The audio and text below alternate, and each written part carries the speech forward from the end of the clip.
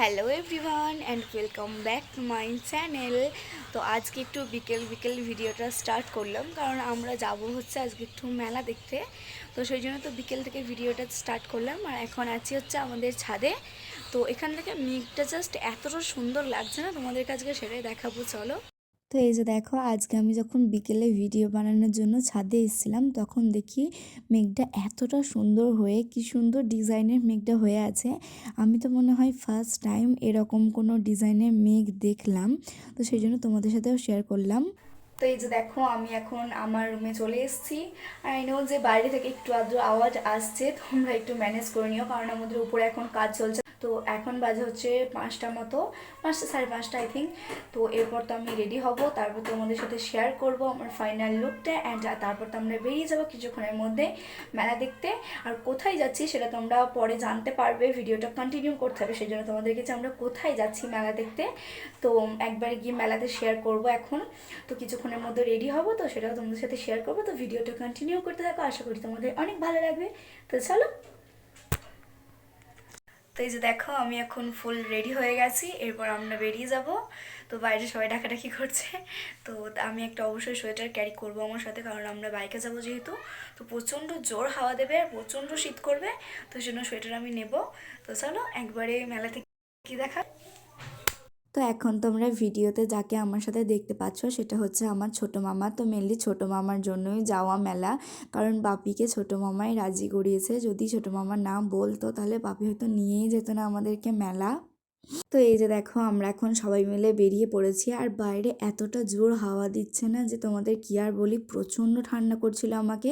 আর আমি যেহেতু বাইকের পিছনে বসে থাকি, তো সেই জন্য আরও বেশি ঠান্ডা করছিল আমাকে, কেন জানি না। আর আমরা এখন পেট্রোল পাম্পে চলে এসেছি তেল ভরার জন্য। আর বাপি যতক্ষণ তেল ভরা, আমি তো বোরিং ফিল করি সব সময়ই, কারণ আমার তো কোথাও স্থিরভাবে বসে থাকতে বা দাঁড়িয়ে থাকতে একদম ভালো লাগে না। তারপর এই যে দেখো, এখন ঠান্ডার মধ্যে লেপ মুড়ি দিয়ে বেরিয়ে পড়েছি। আর এই যে দেখো, আমরা বলতে বলতে পৌঁছেও গেলাম মেলাতে। তো কোথায় যাচ্ছি সেটা তোমরা আর কিছুক্ষণের মধ্যেই জানতে পারবে।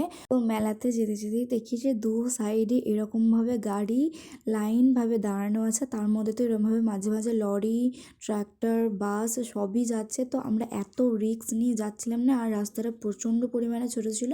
তো চলো ভিডিওটা কন্টিনিউ করতে থাকো।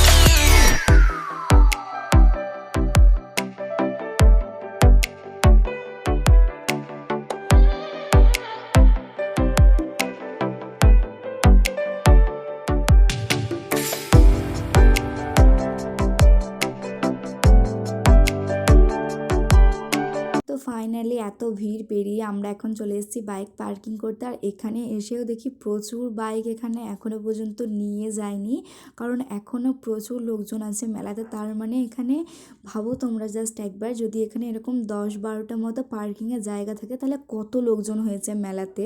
তো এবার বলো তোমরা এই লাইটের গেটটা দেখে কে কে গেস করতে পেরেছো এখনও পর্যন্ত? যারা পেরেছো তারা অবশ্যই কমেন্টটা ঝটপট করে ফেলো। আর যারা পারোনি তাদেরকে বলে দিই, এটা হচ্ছে বাসাপাড়া মেলার গেট, সামনের গেটটা। তো এবার কারা কারা চিনতে পেরেছো তারাও কমেন্ট করো। তো চলো মেলাটার ভিতরটা গিয়ে একটু দেখা যাক।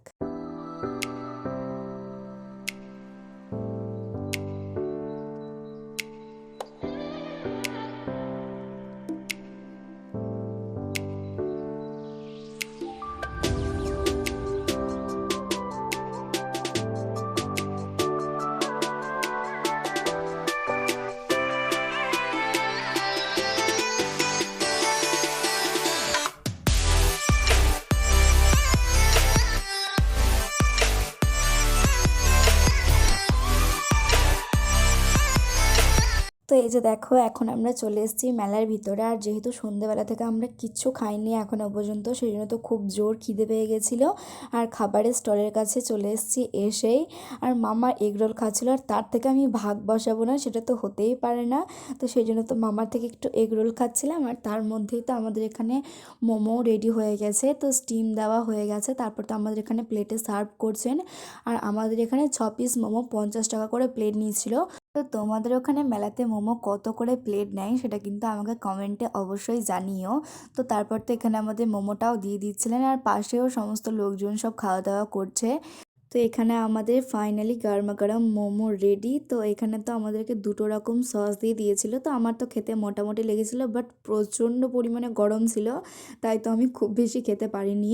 আমার বুনু গরমটা বেশ ভালোই খায়, সেই জন্য তো ওকে দিয়ে দিয়েছিলাম। আর ও যেহেতু কিছু খেয়ে আসেনি, তো সেই জন্য তো ভালোবেসেই খুব সুন্দরভাবে খেয়ে নিয়েছিল। আর আমার বাপিরও সেই একই অবস্থা আমার মতো, অর্ধেক রোল নিয়ে আর খেতে পারছে না, সেই জন্য তো মামাকে দিয়ে দিয়েছিল। আর এখানে পাঁশকুড়ার ফেমাস চপ বিক্রি করছিল মেলাতে। আর কোথাও কিছু ফেমাস হবে আর সেটা আমার বাপি কিনবে না, সেটা কি করে হয় বলো তো?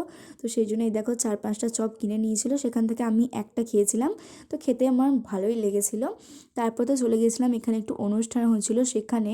আর এই মানুষটাকে দেখে কারা কারা চিনতে পেরেছো অবশ্যই ঝটপট কমেন্টটা করে ফেলো। আর যারা যারা চিনতে পারোনি তাদেরকে বলে দিই, এটা হচ্ছে মিমি চক্রবর্তী। সেদিন ছিল মিমির বার্থডেও, সেই জন্য তো বাসাপাড়া মেলার মধ্যে কেক কেটে সেলিব্রেটও করা হয়েছিল মিমির বার্থডে। তো তোমরা কে কে এই ঘটনাটা বা এই বিষয়টা জানতে সেটা কিন্তু অবশ্যই কমেন্টে জানিও আমাকে। তো আমি তো গিয়ে তারপরে জানতে পারি যে মিমি সেদিন বার্থডে ছিল, আর অ্যানাউন্সমেন্টও করা হচ্ছিল। তো তখনই আমি বুঝতে পারি যে মিমির বার্থডে সেলিব্রেট হবে সেখানে। তো তারপর তো কেক টেক কাটা হয়েছিল। তো মিমির সাথে তোমরা এক ভদ্রলোককে হয়তো ভিডিওতে দেখতে হবে, কিন্তু তার নামটা না আমার এখন ঠিকঠাক মাথায় আসছে না। আমি জানি এবং তাকে চিনিও খুব ভালোভাবে, কিন্তু নামটা আমার ঠিক মনে পড়ছে না। তোমরা যদি কেউ জেনে থাকো তাহলে আমাকে কমেন্ট করতে একদম ভুলো না। তো চলো মিমি আর তার একটু ডুয়েট গানটা তোমাদেরকে শুনিয়ে দিই।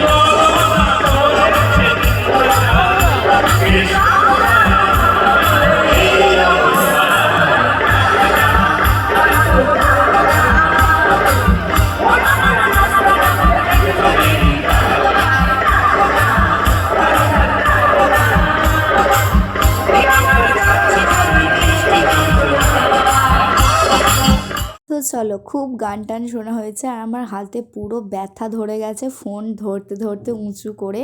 তো চলো তোমাদেরকে এরপর একটু মেলাটা ঘুরিয়ে দেখাই।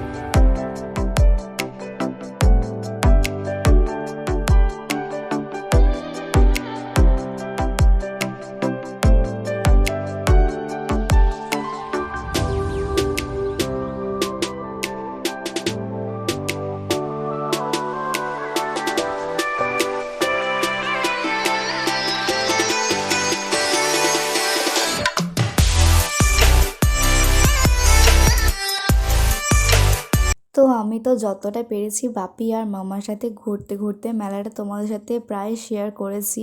আরও প্রচুর ভিডিও ছিল, বাট সেগুলো অ্যাড করতে গেলে ভিডিওটা প্রচুর বড় হয়ে যাবে আর তোমাদের দেখতেও খুব একটা তেমন ইন্টারেস্ট লাগবে না সত্যি কথা বলতে গেলে। আর জানো তো মেলার ভিতরে যে দোকানগুলো বসেছিল না, তার থেকে বাইরের দোকানগুলো আরও বেশি সুন্দর ছিল আর জিনিসগুলোও খুব সুন্দর ছিল আর দামগুলোও তেমন একটা বেশি ছিল না বলতে পারো। তো এখান থেকে বাপি কয়েকটা জিনিসপত্র কিনছিল, মানে মাটির কয়েকটা জিনিস দেখেছিল আর পিতলের জিনিসপত্র ছিল, তো সেগুলো কয়েকটা কেনাকাটি করছিল। আর এদিকে তো আমার কোনো মেলাতে জিনিস কেনাই হয়নি, কারণ যে সমস্ত জিনিসগুলো আমার পছন্দ হয়েছিল সেগুলো নর্মাল দোকানে গেলে হয়তো হাফ হাফ দাম আমি পেয়ে যাব, কিন্তু মেলাতে সেগুলো এত বেশি দাম বলছিল, তো সেই জন্য আমি কিনিনি। তারপরে তো মনটা একটু খারাপ হয়ে গেছিলো, তো সেই জন্য মনটা একটু ভালো করার জন্য গিয়েছিলাম পাপড়ি চাটের দোকানে। সেখানে পাপড়ি চাট না খেয়ে আমি দই ফুচকা দেখেছিলাম, তো সেখানে দই ফুচকা নিয়ে নিয়েছিলাম 1 প্লেট। তো সেটার দামও নিয়েছিল 50 টাকা। তারপরে এখানে দেখতে দেখতে তো আমাদের 10:30 বেজে গিয়েছিলো অলরেডি, আর খুব জোর খিদে পেয়ে গেছিলো, তো সেই জন্য তো মোগলাই খেয়ে নিয়েছিলাম সবাই মিলে।